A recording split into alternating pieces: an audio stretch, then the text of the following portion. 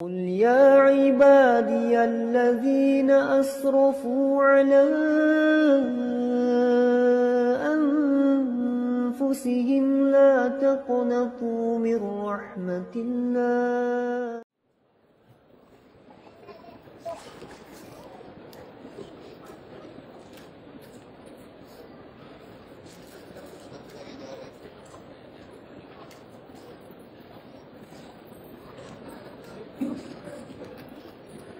Bismillahirrahmanirrahim.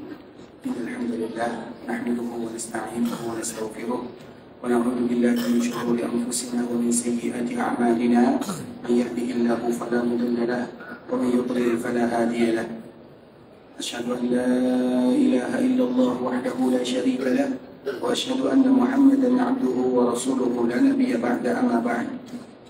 Ya ayyuhalladzina amanu taqullaha haqqa tuqatih ولا تموتن إلا وأنتم مسلمون يا أيها الناس اتقوا ربكم الذي خلقكم من نفس واحدة وخلق منها زوجها وبث منهما رجالا كثيرا ونساء واتقوا الله الذي تساءلون به والأرحام إن الله كان عليكم رقيبا يا أيها الذين آمنوا اتقوا الله وقولوا قولا سديدا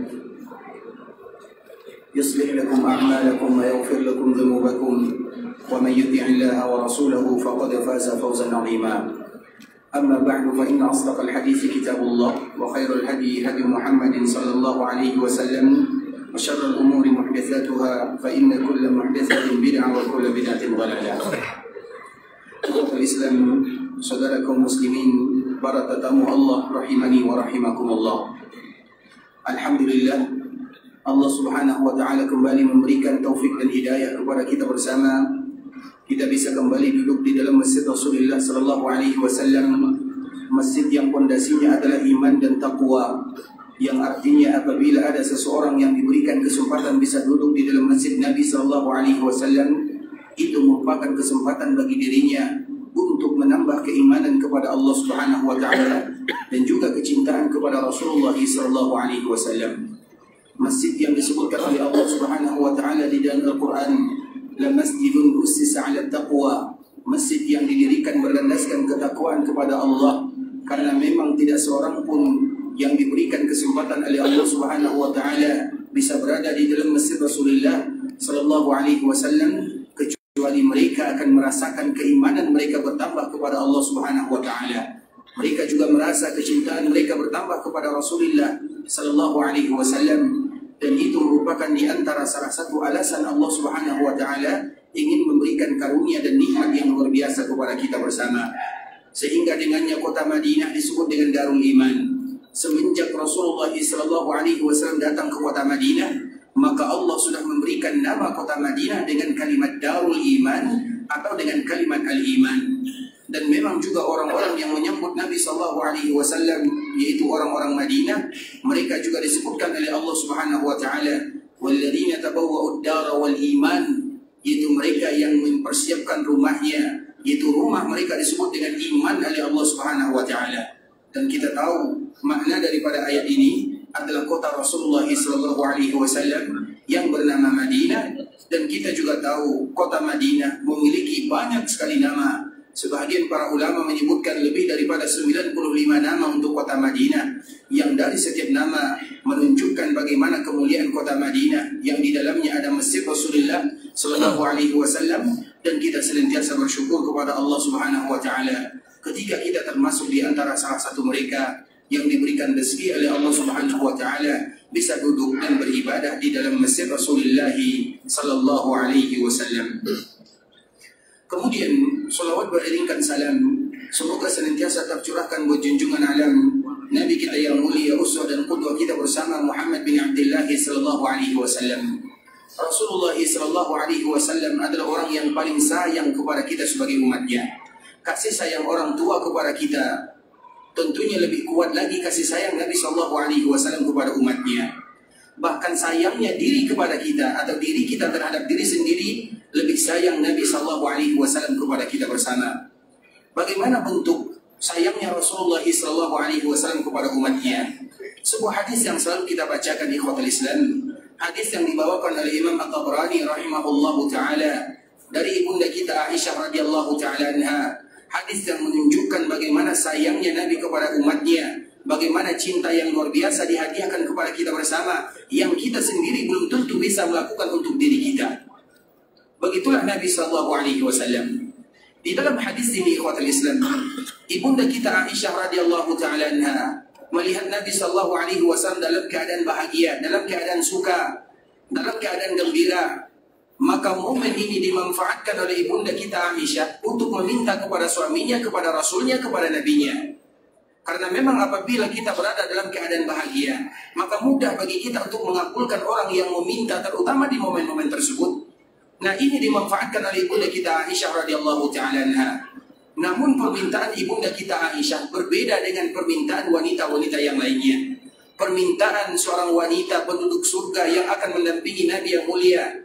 Dia mengatakan kepada Rasulullah sallallahu alaihi wasallam sebuah permintaan yang luar biasa. Ya Rasulullah, doakan diriku. Itulah yang diminta oleh ibunda kita Aisyah radhiyallahu taala anha kepada suaminya, kepada nabinya, kepada rasulnya Muhammad bin Abdullah sallallahu alaihi wasallam.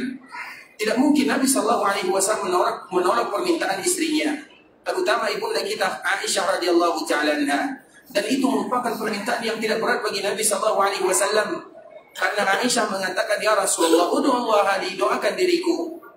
Kemudian Nabi sallallahu alaihi wasallam menghadap ke arah kiblat, bermohon kepada Allah, mengangkat kedua tangannya, meminta permintaan yang banyak sekali kepada Allah. Karena memang dikala kita meminta kepada Allah Subhanahu wa taala, jangan minta satu atau dua, minta sebanyak-banyaknya. Karena kita meminta kepada Zat yang Maha Pengasih, yang Maha Penyayang. Kita bukan meminta kepada manusia. Kalau kepada manusia iya, semakin banyak semakin dia menjauh dari kita. Tapi Allah, semakin kita banyak meminta, semakin Allah suka kepadanya. Bahkan apabila ada di antara hamba yang tidak lagi mau mengangkat kedua tangannya, maka Allah murka kepada hamba tersebut. Sehingga Allah menyebutkan, innal ladzina yastakbiruna an ibadati. Mereka yang sombong, orang yang tidak berdoa, mereka adalah orang yang sombong kepada Allah Subhanahu wa taala. Allah yang menyebutkan. Dan di dalam riwayat yang dibawakan oleh Imam At-Tirmidzi rahimahullahu taala, Rasulullah sallallahu alaihi wasallam menyebutkan Allahu Akbar, artinya Allah itu suka apabila seorang hamba meminta yang banyak sekali kepada dirinya. Itu adalah sifat Allah, agar kita tahu Ar-Rahman Ar-Rahim itu di antara salah satu maknanya Allah suka meminta yang banyak sekali dari hambanya. Nah, begitu juga dengan Nabi sallallahu alaihi wasallam. Nabi sallallahu alaihi wasallam meminta kepada Allah Subhanahu wa taala. Kemudian di antara salah satu permintaan Nabi dikhususkan untuk ibunda kita Aisyah radhiyallahu taala anha, sesuai dengan permintaan ibunda kita Aisyah. Di dalam doa tersebut Nabi sallallahu alaihi wasallam berdoa kepada Allah, ya Allah, ampunkan dosa Aisyah. Aisyah mendengarkan Nabi sallallahu alaihi wasallam berdoa. Karena memang Nabi sallallahu alaihi wasallam berdoa di dalam rumah ibunda kita Aisyah radhiyallahu taala anha. Terutama di dalam kita melaksanakan ibadah salat sunat ikhwatul Islam. Kita tahu Nabi sallallahu alaihi wasallam tidak pernah melakukan salat sunat kecuali di dalam rumahnya. Salah satunya di rumah ibunda kita Aisyah radhiyallahu taala anha. Nah, di saat itulah Nabi sallallahu alaihi wasallam berdoa. Di siang hari Nabi berdoa, di malam hari Nabi juga berdoa kepada Allah Subhanahu wa taala. Di antara salah satu doa yang dipanjatkan oleh Nabi dikhususkan untuk ibunda kita Aisyah radhiyallahu taala anha. Nabi mengatakan, ya Allah, ampunkan dosa Aisyah. Ampunkan dosa yang pernah dia lakukan dan yang akan dia lakukan. Artinya jaminan kalau Nabi berdoa akan dikabulkan oleh Allah Subhanahu wa taala. Karena doa itu ikhwatul Islam kepada yang didoakan Allah Subhanahu wa taala. Untuk siapa yang didoakan ibunda kita Aisyah, nyambung antara keduanya. Aisyah adalah orang yang paling disukai oleh Allah dan juga paling disukai oleh Rasulullah sallallahu alaihi wasallam. Kemudian dikala Nabi mengucapkan doa ini didengarkan oleh ibunda kita Aisyah, maka tentunya Aisyah merasa bahagia dengan doa yang sangat indah. Sama dengan kita, apabila kita bangun di malam hari, kemudian kita mendengarkan, melihat orang tua kita berwudu, kemudian mereka salat, kemudian mereka mengatakan, ya Allah, ampunkan dosa anakku, mudahkan urusannya, lancarkan rezekinya. Bagaimana perasaan kita sebagai seorang anak? Akan bahagia dengan doa orang tua tersebut? Nah, begitu juga dengan Aisyah radhiyallahu taala anha yang mendoakan dirinya adalah Muhammad bin Abdullah, suaminya, Sayyidul Anbiya wal Mursalin. Kemudian setelah Nabi sallallahu alaihi wasallam berdoa, maka Nabi sallallahu alaihi wasallam melirik kepada ibunda kita Aisyah radhiyallahu taala anha. Melihat Aisyah tersenyum bahagia, maka Nabi ketika itu mengatakan, ayasurruki du'ai. Apakah engkau, wahai Aisyah, merasa bahagia, merasa bangga, merasa gembira dengan doa yang aku panjatkan kepada Allah untuk diriku? Siapa yang tidak bahagia? Ibunda kita Aisyah mengatakan, iya ya Rasul, aku bahagia, bahagia sekali. Maka di saat itulah ikhwatul Islam, agar kita tahu Nabi SAW tidak hanya mendoakan istrinya, tapi ada doa Nabi SAW yang sangat indah, agar kita tahu sifat yang Allah sebutkan untuk baginda Nabi yang mulia, bil mu'minina raufur rahim. Nabi itu sangat sayang kepada kita sebagai mukmin. Bahkan Nabi sayang kepada diri kita dibandingkan dengan sayangnya diri kita terhadap diri sendiri. Apa kata Rasulullah SAW? Wahai Aisyah, ketahuilah, doa yang aku panjatkan kepada Allah untuk dirimu, itu jugalah doa yang aku panjatkan kepada Allah untuk umat-umatku. Nabi doakan kita siang dan malam. Setiap hari Nabi SAW berdoa kepada Allah, ya Allah ampunkan umatku. Kita sendiri ikhwatul Islam kadang-kadang lupa berdoa untuk diri sendiri. Ada hari yang kita lewati, kita lupa mengangkat kedua tangan berdoa kepada Allah, Allahumma firli. Namun Nabi SAW tidak pernah melupakan kita sebagai umatnya. Nabi tidak pernah melihat kita. Nabi tidak tahu berapa jumlah kita. Kita tidak pernah berpapasan dengan baginda Nabi yang mulia. Namun kita sebagai umat Nabi senantiasa ada di dalam doa-doa Rasulullah SAW. Bil mu'minina raufur rahim. Seorang Nabi yang disebutkan oleh Allah sifat yang sangat mulia. Bil mu'minina rauf rahim. Dua sifat ini adalah sifat yang juga dimiliki oleh Allah Subhanahu wa taala. Bukankah Allah Maha Rauf? Bukankah Allah Maha Rahim? Artinya ikhwatul Islam, sifat ini juga ada pada diri Nabi SAW, walaupun berbeda hakikatnya, namun nama sifatnya sama, tapi hakikatnya berbeda. Artinya begitu sayangnya Rasulullah SAW kepada kita sebagai umatnya. Di antara bentuk kasih sayang Nabi yang mulia adalah Nabi tidak pernah lupa akan kita, mendoakan diri kita agar Allah Subhanahu wa taala ampunkan dosa kita bersama, dan semoga benar-benar Allah Subhanahu wa taala ampunkan dosa kita dan Allah berikan hadiah kepada kita untuk bisa berkumpul dengan baginda Nabi yang mulia di dalam surganya.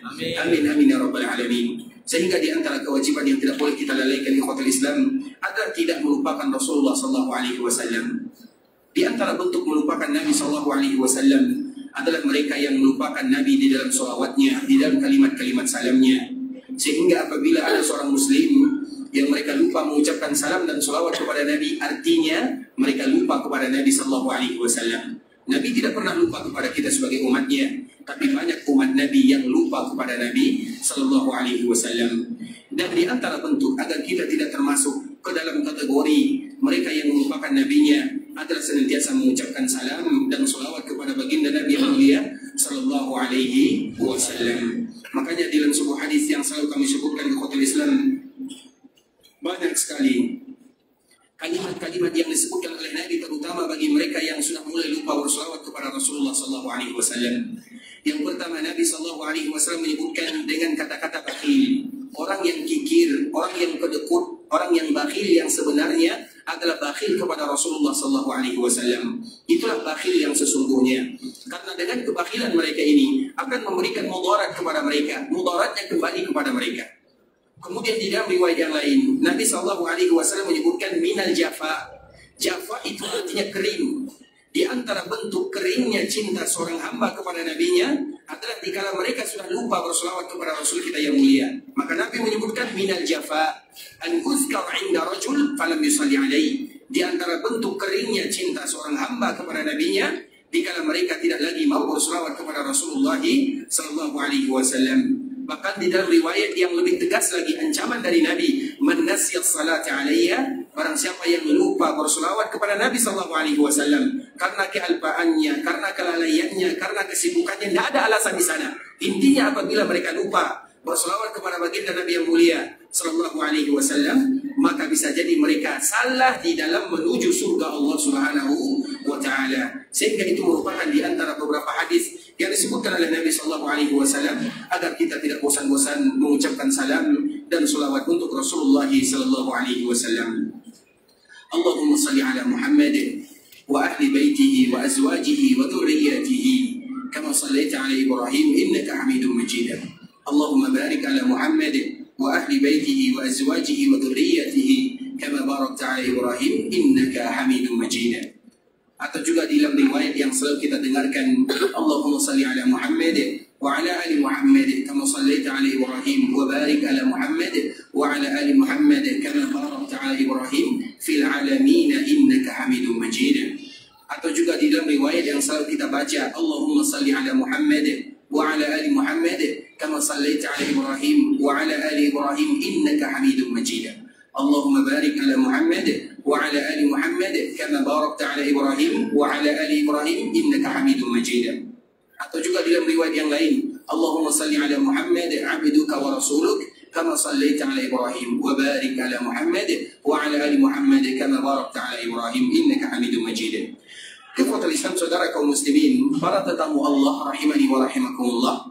Alhamdulillah, pada kesempatan yang berbahagia ini kita kembali dimudahkan oleh Allah Subhanahu wa taala untuk mempelajari tentang kehidupan Nabi kita yang mulia Muhammad bin Abdullah sallallahu alaihi wasallam, terutama di akhir kehidupan Rasulullah sallallahu alaihi wasallam, bagaimana dan apa yang dilalui oleh Nabi kita yang mulia sallallahu alaihi wasallam. Kita akan kembali mengulang membacakan hadis ibunda kita Aisyah radhiyallahu taala anha, bagaimana akhir cerita Rasulullah sallallahu alaihi wasallam. Detik-detik terakhir sebelum Nabi sallallahu alaihi wasallam meninggalkan kita sebagai umatnya untuk selama-lamanya. Musibah yang melanda dunia akan wafatnya baginda Nabi yang mulia sallallahu alaihi wasallam, dan di antara kewajiban kita bersama adalah mengetahui bagaimana akhir daripada kehidupan Nabi kita yang mulia sallallahu alaihi wasallam. Kenapa demikian ikhwatul Islam? Rasulullah sallallahu alaihi wasallam ibarat cahaya yang membawa agama yang mulia kepada kita sebagai umatnya. Makanya banyak di dalam riwayat disebutkan, salah satunya adalah Anas bin Malik radhiyallahu taala anhu. Dia menyebutkan bagaimana kisah Nabi sallallahu alaihi wasallam dikala dipanggil oleh Allah Subhanahu wa taala. Hadis yang dibawakan oleh Imam Ad-Darimi rahimahullahu taala, syahidtuhu yauma dakhala al-Madinah. Anas menyebutkan, karena dikala Nabi SAW datang dari Mekah menuju Madinah, Anas masih kecil, masih berumur 6, 7 atau 9 tahun. Dia mengatakan, aku menyaksikan pertama kali masuk Nabi SAW ke kota Madinah, aku melihat Nabi SAW. Fama ra'aitu yawman qad, yaitu hari yang sangat indah yang aku perhatikan, bagaimana kegembiraan yang luar biasa dirasakan oleh penduduk Madinah. Karena orang Madinah ada 2 hari yang sangat indah, yang tidak ada duanya di dalam sejarah atau tidak ada tandingannya di dalam sejarah. Yang pertama, hari masuknya Nabi sallallahu alaihi wasallam ke kota Madinah dari Mekah menuju Madinah, hari yang sangat bahagia. Dan yang kedua, hari di mana orang-orang Madinah kembali kedatangan tamu yang tidak lain tidak bukan adalah cucu Nabi sallallahu alaihi wasallam yang bernama Husain atau yang bernama Hasan. Dikala Hasan ini pergi bersama orang tuanya Ali bin Abi Thalib ke sebuah daerah yang bernama Kufah. Kemudian setelahnya dia yang menjadi pemimpin menggantikan orang tuanya. Kemudian setelah itu dia menyerahkan kepemimpinan kepada sahabat Muawiyah radhiyallahu taala anhum ajma'in. Dia pulang ke kota Madinah. Dikala dia pulang di kota Madinah, orang Madinah menyambut dirinya sebagaimana dulu mereka menyambut baginda Nabi yang mulia sallallahu alaihi wasallam. 2 hari ini adalah hari yang paling indah yang dirasakan oleh penduduk Madinah. Kemudian di kota Islam, kana ahsan wala adwa min yaumi dakhala alaina fihi Rasulullah sallallahu alaihi wasallam. Tidak ada hari yang paling indah, yang paling cerah, yang paling bahagia kami rasakan oleh penduduk Madinah kecuali hari di mana Nabi datang ke kota Madinah. Kemudian wa syahidtu yauma mauti. Anas juga melanjutkan, itu adalah hari yang paling bahagia yang kami rasakan. Aku menyaksikan Nabi masuk ke dalam kota Madinah. Bagaimana bahagianya penduduk Madinah. Dan aku juga menyaksikan hari kematian Nabi kita yang mulia sallallahu alaihi wasallam. Aku menyaksikan bagaimana Nabi wafat atau hari wafatnya baginda Nabi yang mulia sallallahu alaihi wasallam. Fama ra'aitu yawman kana aqbah. Aku tidak memperhatikan hari yang paling jelek. Aqbah itu diambil dari kata-kata qabih, dan qabih itu isim tafdil yang disebut dengan aqbah, yaitu hari yang paling tidak bisa dirasakan kejelekan dibandingkan dengan hari tersebut. Artinya betul-betul musibah yang melanda kaum muslimin. Wala azlam, kami juga tidak merasakan hari yang paling gelap min yaumin mata fi Rasulullah sallallahu alaihi wasallam. Itu hari di mana wafatnya Rasulullah sallallahu alaihi wasallam. Kemudian di dalam riwayat yang lain ikhwatul Islam juga disebutkan oleh Anas bin Malik radhiyallahu taala anhu, karena banyak kalimat-kalimat yang disebutkan oleh sahabat Nabi. Dia juga mengatakan, ketika Nabi sallallahu alaihi wasallam masuk ke kota Madinah, adha'a minha kullu syai', maka Madinah seolah-olah memancarkan cahaya dan indah. Maka dari situlah sebagian para ulama mereka menyebutkan kenapa Madinah disebut dengan Al-Madinah Al-Munawwarah. Apa kalimat arti daripada kalimat Al-Munawwarah? Diambil dari kata-kata nur, yaitu Madinah yang memberikan cahaya. Karena memang Nabi SAW ibarat orang yang akan memberikan cahaya untuk penduduk Madinah.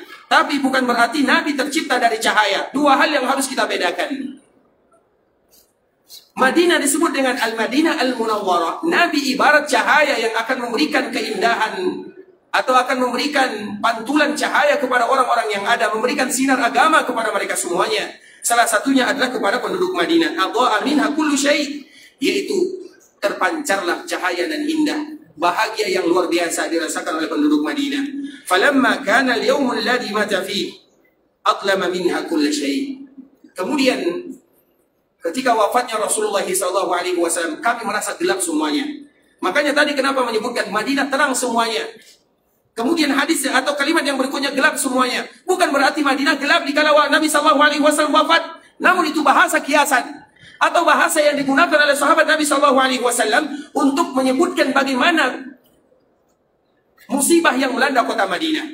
Sehingga mereka menyebutkan hari Nabi datang ibarat cahaya yang luar biasa. Padahal Nabi datang di siang hari. Kemudian dikala Nabi wafat ibarat gelap malam gulita, malam gelap gulita. Padahal Nabi juga wafat di siang hari. Tapi itu adalah ibarat yang mereka sebutkan bagaimana musibah yang begitu luar biasa yang melanda kota Madinah. Kemudian sebagaimana disebutkan oleh Anas bin Malik radhiyallahu taala anhu, di antara salah satu yang mereka sebutkan, wa inna la fi dafnihi hatta ankarna qulubana. Kadang-kadang dikala Nabi sallallahu alaihi wasallam wafat, maka kami sallallahu alaihi wasallam belum bisa percaya. Kami menguburkan Nabi sallallahu alaihi wasallam, namun kami masih mengingkari akan wafatnya baginda Nabi yang mulia sallallahu alaihi wasallam. Artinya apa, ikhwatul Islam? Itu merupakan musibah yang berat dilanda oleh penduduk Madinah dikala wafatnya Rasulullah sallallahu alaihi wasallam. Nah, ibunda kita Aisyah radhiyallahu taala anha, yang mana Nabi sallallahu alaihi wasallam wafat di pangkuannya, dia menyebutkan inna min ni'amillahi alaihi, sesungguhnya di antara nikmat Allah kepada diriku, anna Rasulullah sallallahu alaihi wasallam tuwfi fi baiti wa fi yaumi wa baina sahri wa nahri. Sesungguhnya Nabi sallallahu alaihi wasallam wafat di rumahku, wafat di hariku, dan wafat di pangkuanku. Wa anna Allah jama'a baina riqihi wa riqi, dan sesungguhnya Allah Subhanahu wa taala mengumpulkan antara air liurku dan air liur Rasulullah sallallahu alaihi wasallam.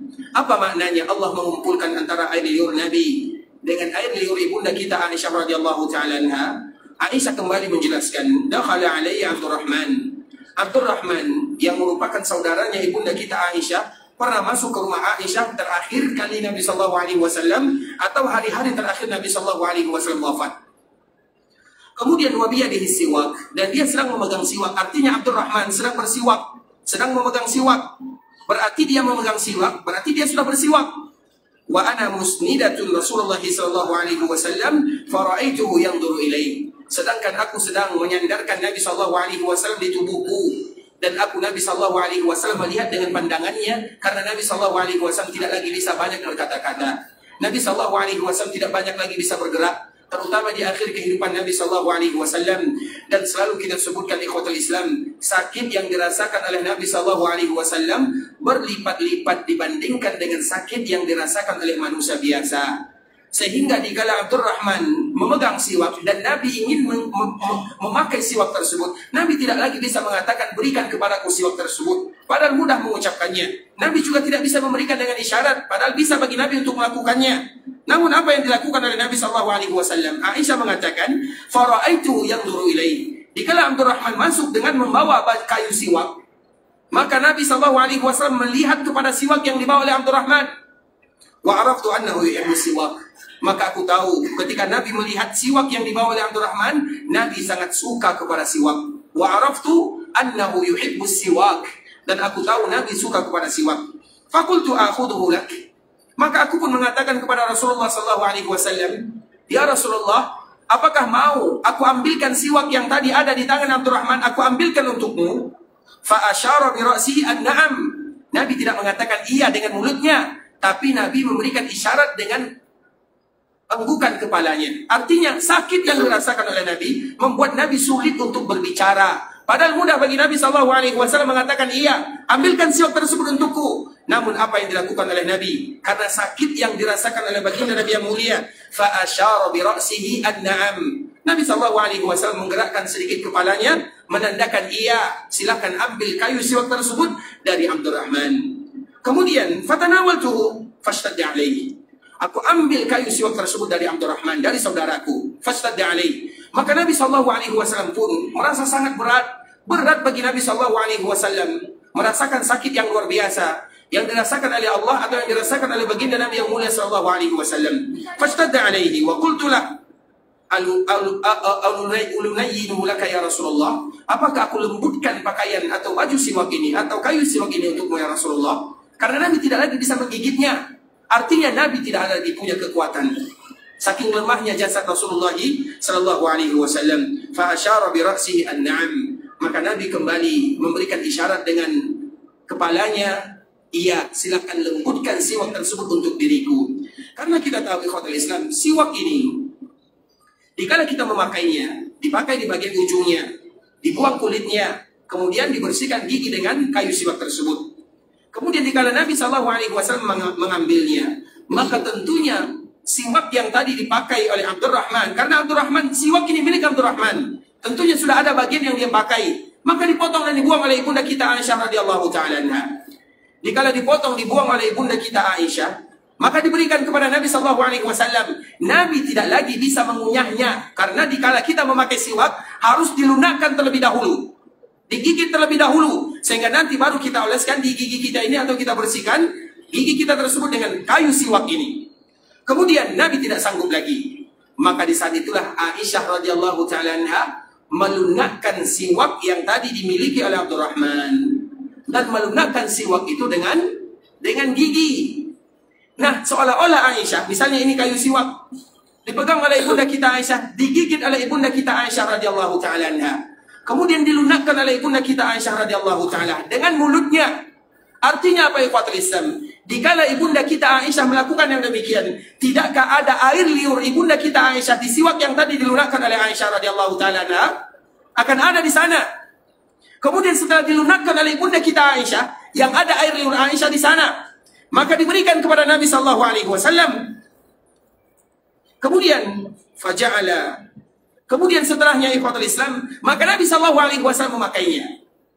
Setelah dilunakkan oleh ibunda kita Aisyah dengan giginya, diberikan kepada suaminya Muhammad bin Abdullah sallallahu alaihi wasallam, maka dipakai oleh Rasulullah sallallahu alaihi wasallam. Artinya apa ikhwatul Islam? Itulah makna ucapan ibunda kita Aisyah, tidaklah Nabi sallallahu alaihi wasallam wafat kecuali air liurku dan air liur Nabi sallallahu alaihi wasallam bersatu. Di mana bersatunya? Di kayu siwak yang tadi dijadikan siwak oleh Nabi sallallahu alaihi wasallam.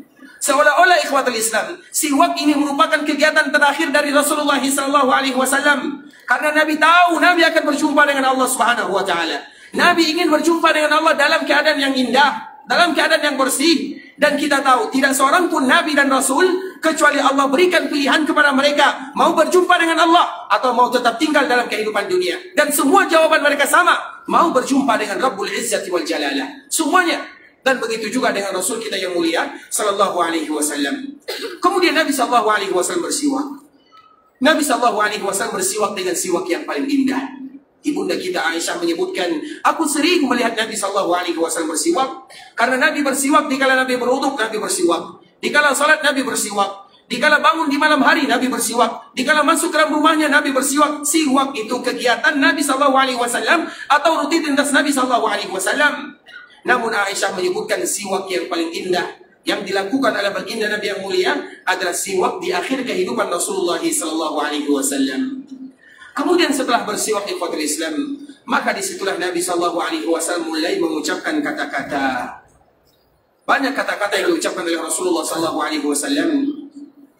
Dan akan kita sebutkan sedikit demi sedikit apa yang disebutkan oleh Nabi sallallahu alaihi wasallam, yang mana semua ucapan Nabi ini adalah ucapan perpisahan dengan dunia untuk selama-lamanya. Di dalam riwayat yang dibawakan oleh Imam Bukhari ikhwatul Islam, di antara ucapan Rasulullah sallallahu alaihi wasallam, Nabi sallallahu alaihi wasallam sebelum meninggal, setelah Nabi bersiwak, Nabi meminta tolong kepada istrinya untuk meminta bejana air. Kemudian Nabi sallallahu alaihi wasallam memasukkan tangannya ke dalam bejana tersebut. Kemudian Nabi sallallahu alaihi wasallam membasuh mukanya. Kemudian setelah Rasulullah sallallahu alaihi wasallam membasuh mukanya, apa kata Rasulullah sallallahu alaihi wasallam? La ilaha illallah. Inna lil mauti sakarat. Tidak ada ilah yang berhak disembah kecuali Allah. Sesungguhnya setiap kematian ada yang namanya sakarat. Ini merupakan di antara kalimat terakhir yang terucap oleh Rasulullah SAW. Nabi SAW mengucapkan kalimat tauhid, kalimat yang apabila seorang meninggal di atasnya, maka Nabi yang menjamin dirinya masuk ke dalam surga. Man qala la ilaha illallah dakhala jannah, man kana akhiru kalamihi la ilaha illallah dakhala jannah. Banyak sekali riwayat-riwayat yang disebutkan oleh Rasulullah SAW. Barang siapa yang akhir daripada ucapan kalimatnya yang keluar dari lisannya adalah la ilaha illallah, tiada ilah yang berhak disembah kecuali Allah, maka pasti dia masuk surga. Pasti, kata Nabi SAW. Sebanyak apapun dosanya, sebanyak apapun maksiat yang dilakukan, tapi ujung-ujungnya pasti dia masuk ke dalam surga. Karena kalimat la ilaha illallah merupakan kalimat yang mulia, kalimat yang dianjurkan bagi kita untuk selalu mengucapkannya. Tiada hari yang kita lewati kecuali ada kalimat la ilaha illallah di sana. Dan setiap doa yang ada kalimat la ilaha illallah di dalamnya, maka doa itu pasti akan menjadi doa yang termulia. Misalnya kita contohkan ikhwatul Islam, dikala kita doa iftitah, kita mengucapkan Allahu Akbar. Doa iftitah itu banyak sekali. Doa iftitah yang paling bagus adalah doa iftitah yang ada kalimat tauhid di dalamnya secara mutlak.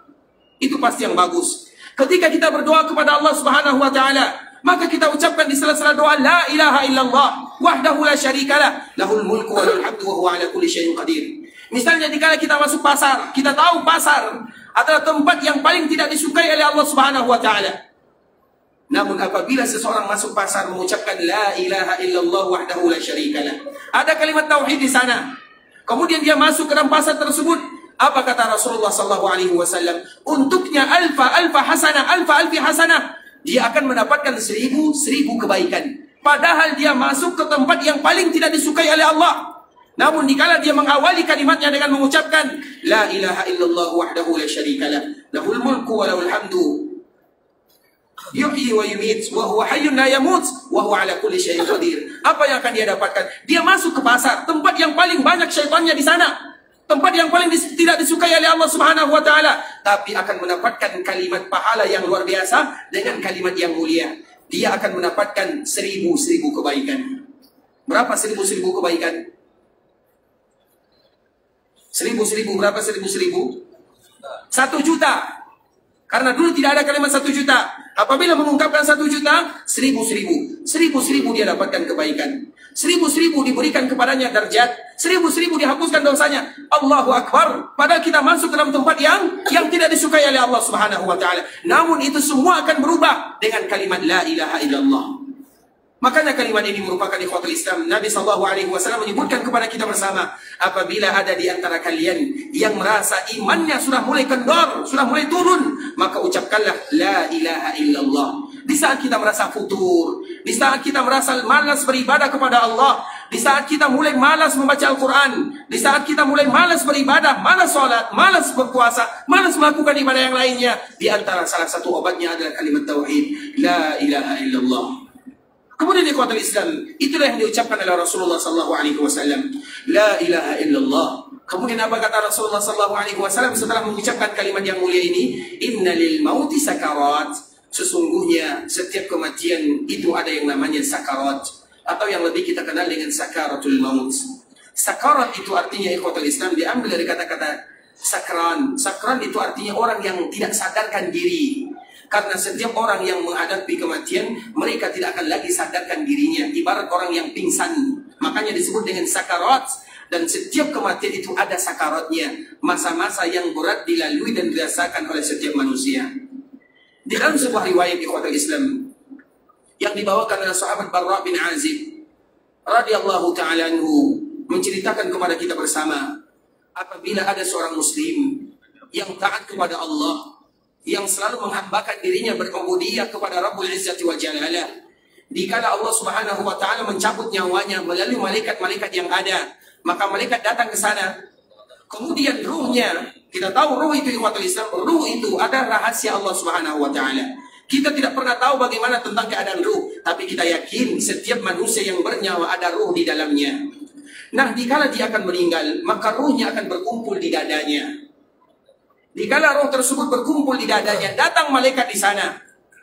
Kemudian dikala malaikat pencabut nyawa datang di sana, Maka datang lagi malaikat-malaikat yang lainnya membawa kain kafan yang berasal dari surga. Kemudian dicabutlah nyawa orang tersebut. Kemudian dikala dicabut nyawanya, diibaratkan oleh Nabi SAW ibarat air yang dikeluarkan dari kendi. Mudah sekali ruhnya keluar, karena ruhnya sudah berkumpul di dadanya. Kemudian dicabut oleh malaikat Allah Subhanahu wa taala dari arah atasnya. Makanya apabila ada orang yang meninggal, kemudian dia melihat, karena memang mata kita ini akan mengikuti ruh. Banyak orang yang meninggal, dia melihat ke atas sana, karena memang diambil dari sana. Makanya dianjurkan bagi kita untuk menutupnya atau menutup matanya setelah dia meninggal. Banyak orang yang melihat ke atas karena ingin melihat rohnya kemana. Orang yang beriman di ikhwatul Islam, dicabut nyawanya oleh malaikat Allah. Dia tetap merasakan yang namanya sakarat, tapi dimudahkan oleh Allah Subhanahu wa taala.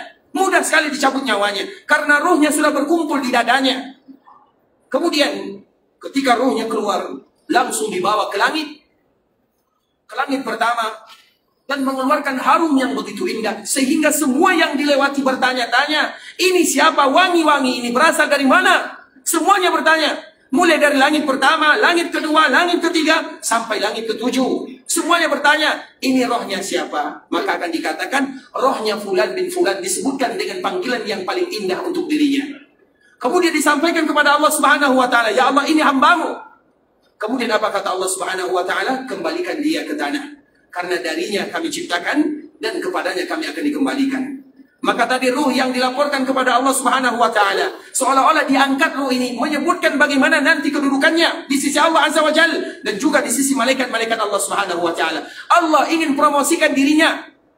Allah ingin sebutkan namanya, terutama di langit pertama, kedua, ketiga, karena dia adalah orang yang rajin beribadah, orang yang taat, seorang muslim yang selalu menghambakan dirinya kepada Allah Subhanahu wa taala. Nanti Allah yang promosikan dirinya kepada semua makhluknya, terutama malaikat-malaikat Allah Subhanahu wa taala. Makanya ikhwatul Islam, dikala kita berada di dunia, tidak perlu bagi kita mempromosikan diri. Saya seperti ini, saya beribadah seperti ini, saya melakukan ketaatan seperti ini. Cukup Allah yang promosikan kita. Karena mereka adalah orang-orang yang akan dibanggakan oleh Allah Subhanahu wa taala. Kemudian Allah mengatakan kepada malaikatnya, kembalikan mereka. Kemudian dikembalikan kepada jasadnya. Kemudian setelah itu ikhwatul Islam, maka dia akan diberikan kenikmatan-kenikmatan yang indah sebelum dia masuk ke dalam surga Allah Subhanahu wa taala. Maka itulah kalimat-kalimat yang selalu kita ucapkan untuk saudara kita yang muslim. Dikala mereka dicabut nyawanya oleh Allah Subhanahu wa taala, kita mengatakan, ya Allah, jadikanlah perkuburan mereka taman di antara taman surga. Itu seorang muslim. Namun berbeda dengan orang yang bermaksiat kepada Allah, atau orang yang kufar kepada Allah Subhanahu wa taala, atau mereka yang tidak mau lagi menghambakan dirinya kepada Allah. Pertama kali ingin datang malaikat maut di sana, mereka tahu mereka akan marah, mereka akan mengikuti malaikat maut tersebut. Mereka tidak mau meninggal. Kemudian rohnya tahu kalau dia itu adalah orang yang jahat. Kemudian rohnya terpencar-pencar, tidak berkumpul, pergi ke sana, pergi ke sini. Sehingga dikala ditarik oleh malaikat Allah Subhanahu wa taala, di saat itulah mereka merasakan kesakitan yang luar biasa. Itulah sakaratul maut bagi mereka yang ingkar kepada Allah Subhanahu wa taala.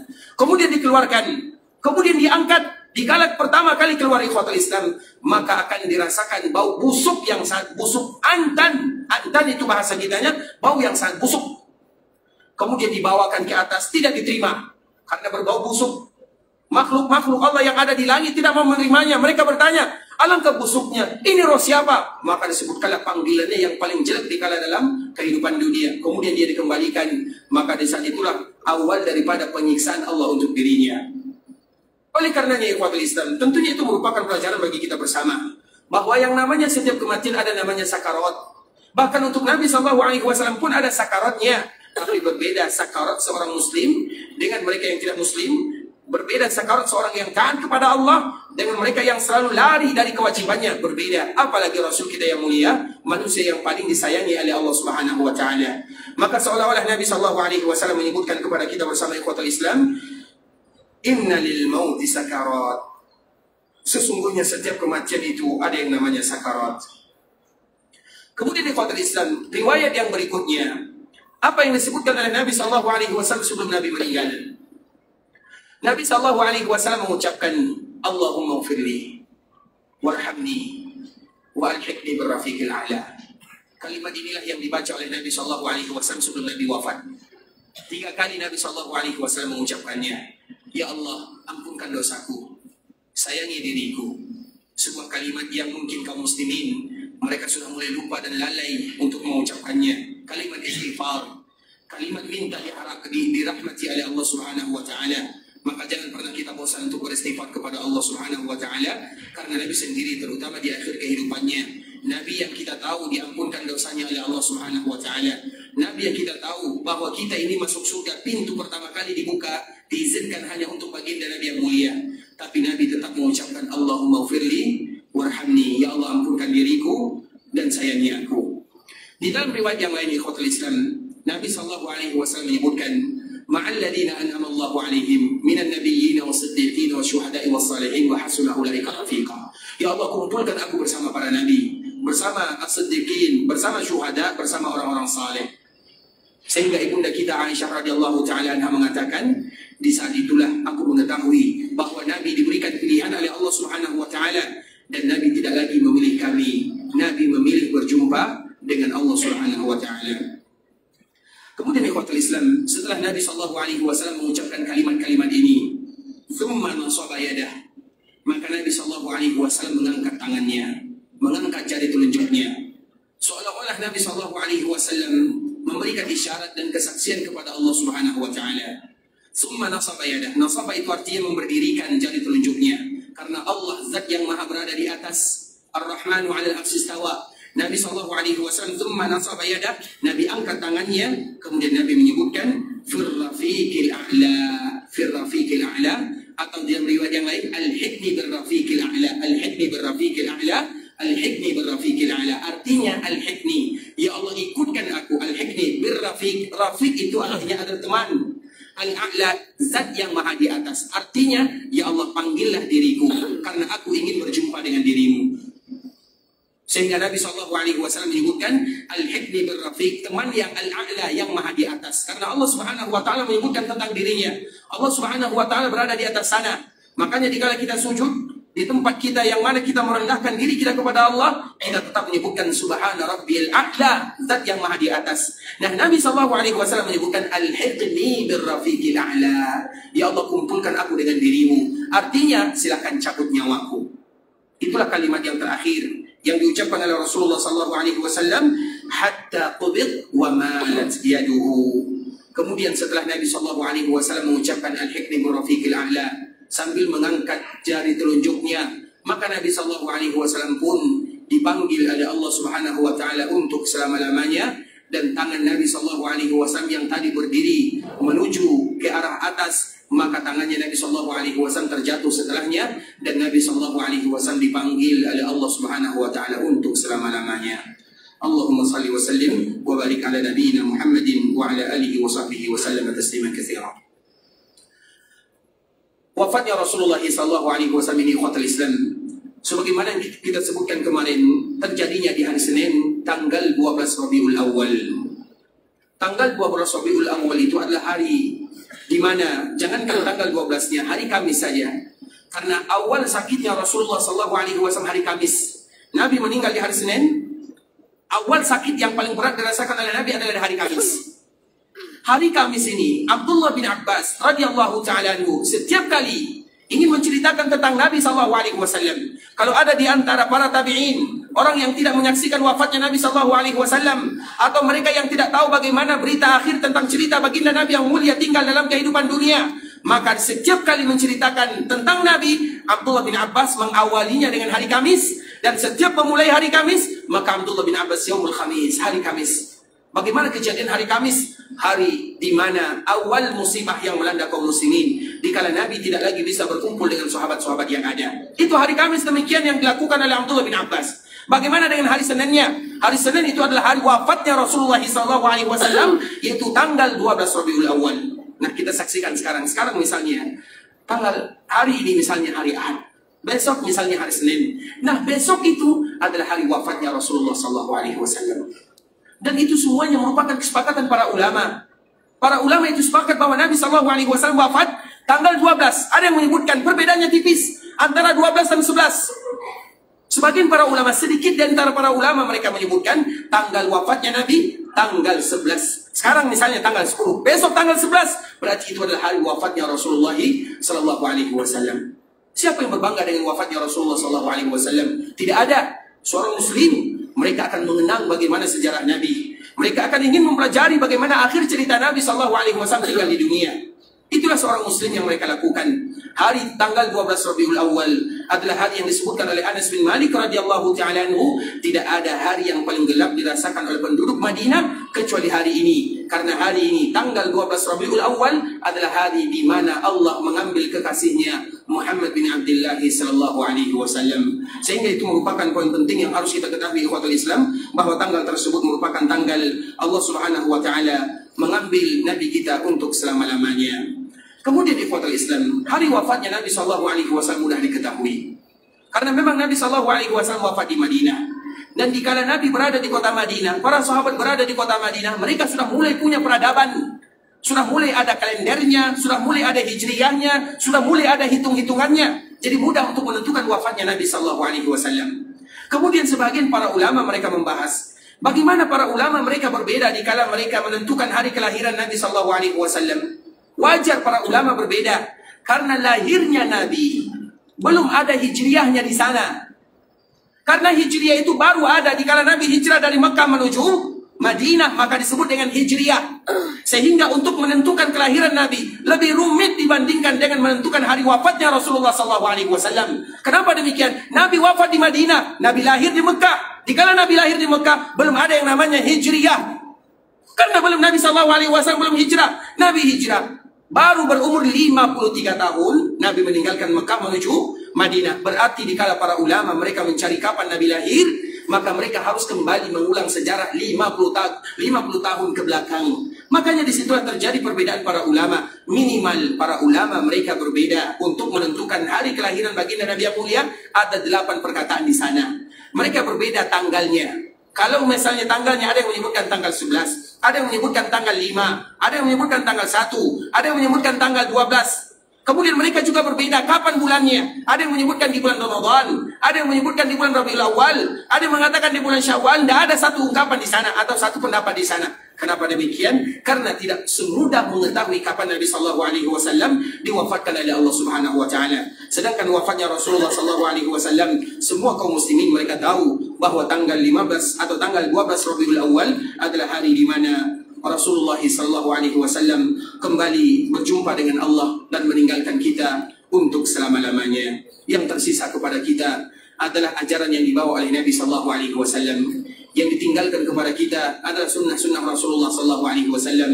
Sehingga di antara bentuk kasih sayang kita kepada Rasulullah sallallahu alaihi wasallam adalah bagaimana kita berusaha selalu mencintai Nabi dengan mengetahui sejarah Nabi, mengetahui perjalanan hidup Nabi, mengetahui sunnah-sunnah Nabi, mengetahui hadis-hadis Rasulullah sallallahu alaihi wasallam. Itulah kalimat atau itulah di antara bentuk kita mencintai Rasulullah sallallahu alaihi wasallam. Makanya wajar Imam Ibnu Katsir rahimahullahu ta'ala menyebutkan di dalam tafsirnya Tafsiril Qur'anil Azim. Dia menyebutkan ungkapan yang dibawakan ahli hikmah dan para ulama, laisa sya'nu an tuhib walakinna sya'na an tuhab. Permasalahannya bukan bagaimana kalian mencintai Rasulullah sallallahu alaihi wasallam, namun permasalahannya bagaimana supaya kalian dicintai oleh Rasulullah sallallahu alaihi wasallam. Tentunya ini ungkapan yang sangat berat di ikhwatul Islam, berat bagi kita melakukannya. Kenapa berat bagi kita melakukannya? Karena Imam Ibnu Katsir ini menukilkan perkataan para ulama, laisa sya'nu an tuhib walakinna sya'na an tuhab. Permasalahannya bukan terletak di mana kalian bagaimana mencintai Nabi sallallahu alaihi wasallam. Karena kalau bagaimana kita mencintai Nabi, semua kaum muslimin satu pun tidak akan ada di antara mereka kecuali akan mengatakan kami cinta kepada Rasulullah sallallahu alaihi wasallam. Semuanya. Semua mereka yang mengucapkan kalimat la ilaha illallah, semuanya mereka akan mengatakan kami cinta kepada Rasulullah sallallahu alaihi wasallam. Itu adalah kalimat yang mudah bagi kita mengucapkannya dan memang wajib bagi kita untuk mengucapkannya. Wajib bagi kaum muslimin mencintai Nabi dan wajib bagi mereka mengungkapkan perasaan cinta kepada Nabi sallallahu alaihi wasallam. Kami cinta kepada Rasulullah. Semua kita yang ada mengatakan kita cinta kepada Rasulullah sallallahu alaihi wasallam. Itu adalah sebuah kewajiban. Tapi dikala seorang umat, dikala seorang muslim mereka mengatakan aku cinta kepada Nabi sallallahu alaihi wasallam, apakah lantas Nabi SAW secara otomatis cinta kepada dirinya? Belum tentu.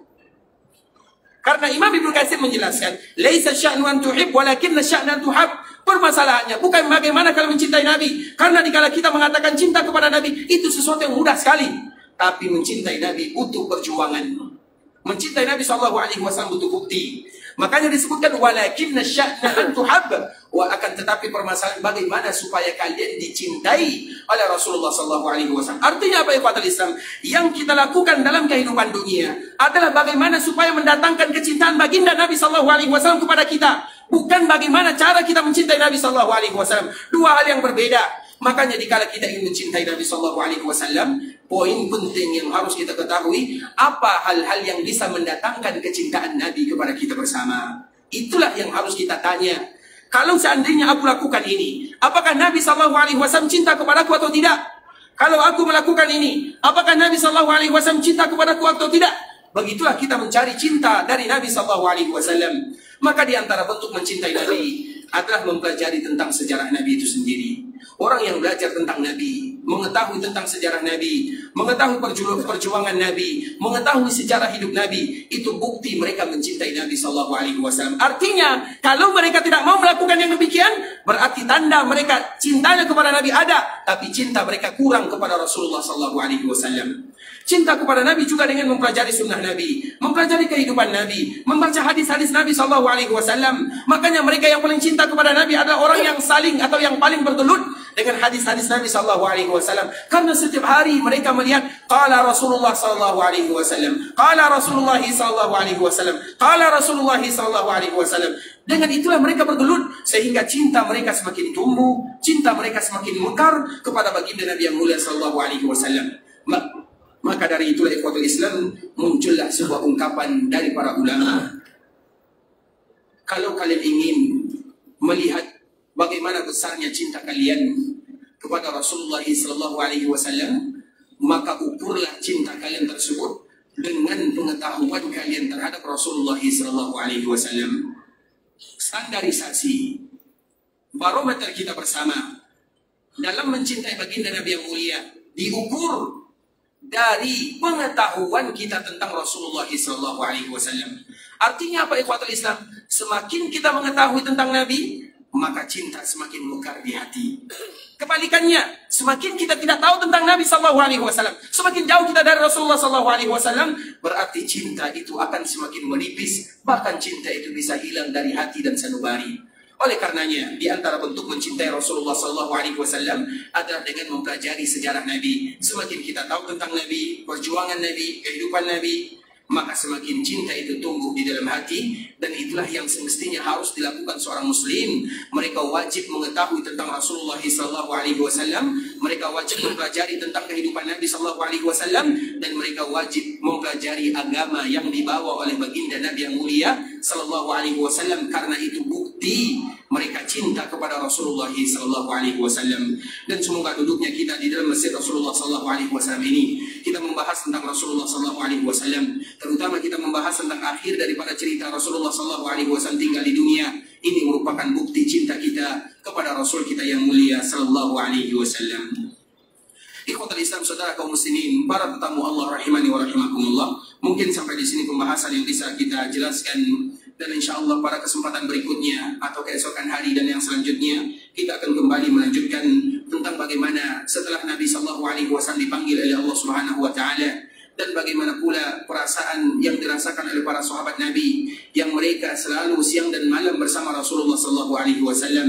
Bagaimana mereka menghadapi musibah yang luar biasa ini dikala ditinggal oleh baginda Nabi yang mulia SAW. InsyaAllah pembahasannya besok akan kita kembali lanjutkan. Dan kita permohon kepada Allah Subhanahu Wa Taala agar Allah Subhanahu Wa Taala ampunkan dosa kita bersama dan berikan kemudahan kepada kita bersama untuk senantiasa mempelajari tentang kehidupan Rasul kita yang mulia sallallahu alaihi wasallam. Ikhwatul Islam, saudara kaum muslimin, para tetamu Allah rahimani wa rahimakumullah, sampai di sini pembahasan yang bisa kami jelaskan.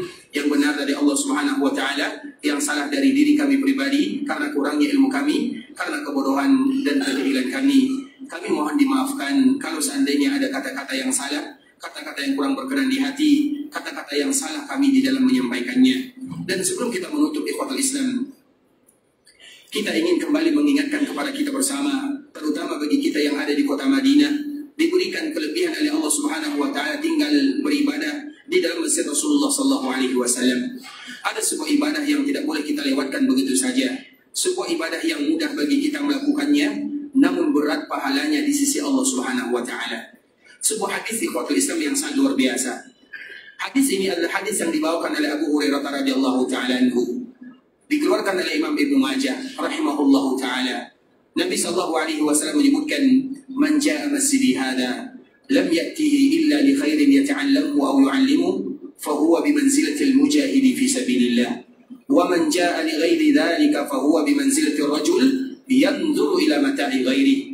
Barang siapa yang datang ke Masjid Nabawi, barang siapa yang tinggal di masjidku ini, kata Nabi sallallahu alaihi wasallam, lam ya'tihi illa li khair. Tidaklah dia datang ke Masjid Nabawi kecuali ada tujuan kebaikan yang ingin mereka lakukan.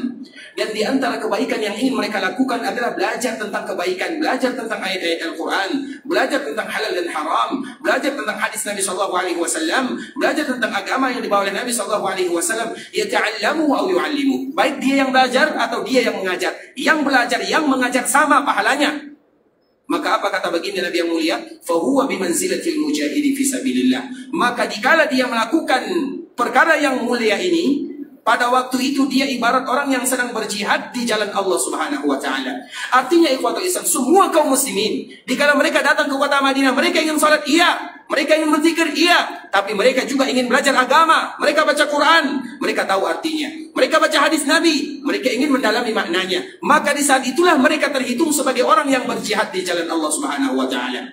Dan semoga apa yang kita lakukan di antara maghrib dan isya, walaupun waktunya singkat, sambil kita duduk, walaupun ada di antara kita yang mengantuk, tapi kita berharap itu termasuk di antara orang yang berjihad di jalan Allah Subhanahu wa taala. Makanya ikhwatul Islam, hadis ini, hadis yang dibawakan oleh Abu Hurairah radhiyallahu taala anhu. Abu Hurairah ini jugalah yang dia datang ke pasar penduduk Madinah. Di Madinah ini ada sebuah pasar namanya Pasar Manakha.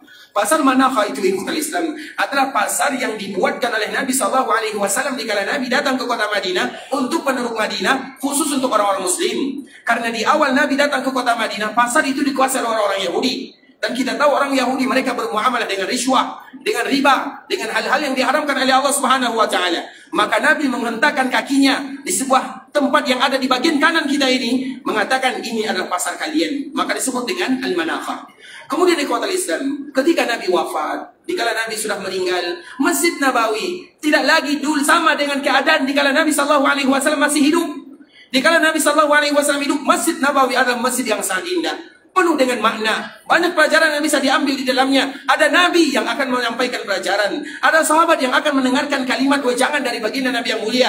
Namun dikala Nabi sallallahu alaihi wasallam dipanggil oleh Allah, maka ini tetap terjadi, namun tidak semarak sebagaimana yang terjadi di zaman Rasulullah sallallahu alaihi wasallam. Maka tiba-tiba Abu Hurairah datang ke pasar kota Madinah. Kemudian dikala dia datang ke kota Madinah atau di pasar yang ada di kota Madinah, dia mengatakan, wahai penduduk Madinah. Hadis ini dibawakan oleh Imam Tabrani rahimahullahu taala. Wahai kalian yang ada di Madinah, kenapa kalian ada di sini? Orang-orang yang ada di pasar ini, orang-orang yang ada di pasar ini, dikatakan oleh Abu Hurairah kepada mereka semuanya, mengapa kalian di sini? Tidakkah kalian tahu sekarang ada warisan yang sedang dibagikan? Orang-orang yang ada di pasar mendengarkan kalimat warisan dibagikan, yang terbayang dalam pikirannya adalah harta benda, dinar, dirham, warisan. Maka mereka semuanya berlari, tinggalkan pasar semuanya. Mereka berlari ke Masjid Rasulullah SAW. Karena Abu Hurairah mengatakan, tidakkah kalian tahu di Masjid Nabi ada warisan yang sedang dibagikan? Kemudian mereka meninggalkan pasar Madinah. Mereka berlari menuju Masjid Rasulullah SAW. Ketika mereka berlari, Abu Hurairah tetap berada di pasar tersebut karena Abu Hurairah tahu mereka akan kembali lagi. Kemudian setelah mereka berlari semuanya ke Masjid Nabi sallallahu alaihi wasallam, mereka tidak menjumpai apa-apa di sana. Kemudian mereka kembali kepada Abu Hurairah, wahai Abu Hurairah, mana warisannya? Tadi kamu mengatakan ada warisan yang dibagikan, mana warisannya? Mana? Maka Abu Hurairah kembali bertanya, apa yang kalian lihat dikala kalian berada di Masjid Nabawi? Maka mereka mengatakan, kami melihat, kalau kita berada di Masjid Nabawi, apa yang kita lihat? Mulai dari zaman Nabi sampai zaman sekarang ini, kita tidak akan melihat di Masjid Nabawi kecuali antara orang yang salat, orang yang berzikir, orang yang berdoa, orang yang belajar halal dan haram, orang yang belajar agama. Itu yang akan kita lihat. Tidak akan ada kita lihat orang-orang yang melakukan ini dan itu. Itu yang kita lihat. Orang yang menangis karena Allah, karena dosanya, memohon kepada Allah. Orang yang bertaubat kepada Allah. Karena intinya dikala kita berada di Masjid Nabawi, maka seolah-olah iman bertambah. Bertambah dengan ibadah, bertambah dengan belajar agama, bertambah dengan mengetahui tentang sejarah baginda Nabi yang mulia. Dengan itulah bertambah. Maka Abu Hurairah kembali bertanya kepada mereka, apa yang kalian lihat dikala kalian berada di Masjid Nabawi? Maka mereka menyebutkan, yang kami lihat adalah orang yang belajar halal dan haram, belajar agama, baca Quran. Itu yang kami lihat. Apa jawaban Abu Hurairah radhiyallahu ta'ala anhu? Itulah warisan yang sebenarnya, dan itulah warisan Rasulullah sallallahu alaihi wasallam. Dan kita akan menjadi bangga dikala kita, selama kita berada di kota Madinah, walaupun 2 hari, 3 hari, 4 hari, walaupun tidak waktu yang lama, tapi yang kita bisa bawa pulang salah satunya adalah warisan Rasulullah sallallahu alaihi wasallam. Dengan warisan ini pula lah bekal kita nanti bisa berjumpa dengan Rasulullah sallallahu alaihi wasallam, dan semoga kita semuanya bisa berjumpa dengan Rasulullah sallallahu alaihi wasallam. Allah mudahkan kita bersama untuk masuk ke dalam surga, berjumpa dengan Nabi yang mulia di dalam surga Allah Subhanahu wa taala. Ikhwatul Islam, sehingga jangan kita pernah bosan setiap kali Allah mudahkan kita datang ke kota Madinah, di antara salah satu ibadah yang tidak akan ada duanya. Karena hadis ini, hadis yang dibawakan oleh Abu Hurairah, tidak akan pernah ada duanya di dunia. Bahkan di Masjidil Haram yang ada di Mekah pun tidak disebutkan oleh Nabi Shallallahu Alaihi Wasallam. Satu-satunya hadis yang ada di kota Madinah di dalam Masjid Rasulullah. Maka dari inilah Imam Malik rahimahullah, gurunya Imam Syafi'i, dia belajar di kota Madinah, mengajar di kota Madinah, wafat di kota Madinah, dan dia menyebutkan di antara kelebihan kota Madinah yang tidak ada duanya di dunia adalah hadis Abu Hurairah radhiyallahu ta'ala anhu yang menyebutkan orang yang belajar di sana ibarat mereka yang berjihad di jalan Allah Subhanahu wa taala. Ikhwatul Islam, semoga Allah Subhanahu wa taala berikan kemudahan dalam setiap urusan kita. Bagi kita yang ingin meninggalkan kota Madinah untuk pergi ke Mekah Mukarramah, semoga Allah Subhanahu wa taala terima amal ibadahnya. Allah kabulkan setiap doa dan permintaannya. Allah jadikan umrah mereka adalah umrah mabrurah, sa'yun mashkur wa dzambun maghfur. Bagi kita yang ingin pulang ke kampung halaman, semoga Allah mudahkan perjalanan, Allah mudahkan urusan, Allah kembali kumpulkan kita bersama sanak keluarga, tetangga, anak dan cucu kita, bersama istri kita, dan semoga Allah kembalikan kita bersama keluarga kita dan orang-orang yang kita cintai untuk bisa selalu beribadah di Mekah Madinah, mengharapkan ridha Allah Subhanahu wa taala. Kita tutup dengan mengucapkan doa kafaratul majlis. Subhanakallahumma wa bihamdika asyhadu an la ilaha illa anta astaghfiruka wa atubu ilaik. Wa sallallahu wa sallim ala nabiyyina wa habibina wa khalilina wa sayyidina Muhammadin wa ala alihi wa sahbihi wa sallam tasliman katsira. Assalamualaikum warahmatullahi wabarakatuh.